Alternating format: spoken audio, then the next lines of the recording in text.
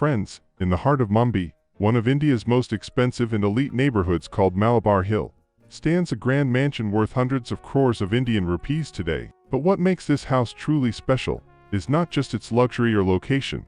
It once belonged to none other than Quaid-e-Azam Muhammad Ali Jinnah, the founder of Pakistan. Before the partition, Jinnah lived here, and this very house became a place where history was shaped and where crucial decisions about the subcontinent's future were discussed. During the 1930s, Jinnah was already one of the most renowned and successful lawyers of the subcontinent. He was earning handsomely and living a lifestyle that reflected both elegance and intellect. He decided to renovate this house on what was then known as Mount Pleasant Road in Malabar Hill. The mansion spread across 2.5 acres of prime land, and Jinnah spared no expense in turning it into a home of distinction. Reports suggest that he spent nearly 200,000 rupees on its renovation at that time, a staggering amount in the 1930s. From carefully chosen furniture to detailed interiors, Jinnah paid attention to every single brick and corner, making this home not just a residence, but a symbol of his success and refined taste. But this house was more than just an elegant dwelling. It also became a silent witness to history. Many important meetings between Jinnah and Mahatma Gandhi took place inside its walls. Discussions about independence from British rule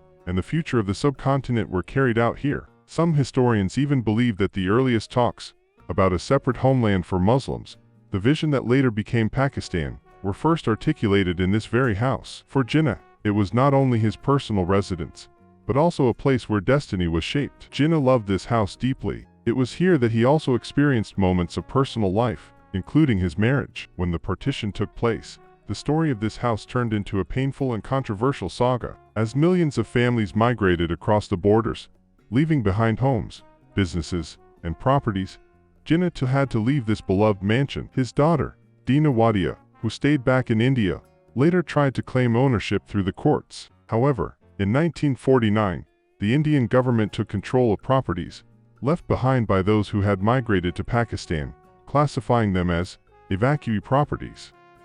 The situation became more complicated in 1965, after the war between India and Pakistan. In 1968, the Indian government passed the Enemy Property Act, which gave the state legal control over the properties of people who had moved to Pakistan or China. Under this law, even relatives living in India could not reclaim such properties. This meant that Jinnah's family, despite his will naming his sister Fatima Jinnah as the rightful heir, could never legally own the house again. Pakistan, on its part, made several attempts to acquire the mansion. At one point, it was suggested that the house should be turned into Pakistan's consulate in Mumbai. Even India's first Prime Minister, Jawaharlal Nehru, personally felt that the house should be handed back to Jinnah's heirs. But politics, bureaucracy, and later hostilities between the two countries prevented this from ever happening. Over time, debates around the mansion have continued.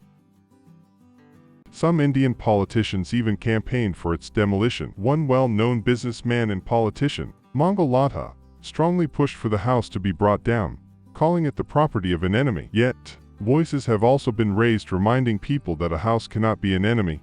It is a piece of history, a part of heritage. And so, this mansion still stands today, quietly holding within its walls the echoes of history. Once filled with conversations between great leaders, now it is locked in disputes and memories. For Pakistanis, it remains a symbol of their leaders' legacy and sacrifice. For Indians, it is classified as government property under the Enemy Property Act. But beyond the politics, it is a reminder of how deeply partition affected lives, families, and even the personal belongings of those who led it. Friends, Quaid-e-Azam's Mumbai house is not just a building of bricks and walls.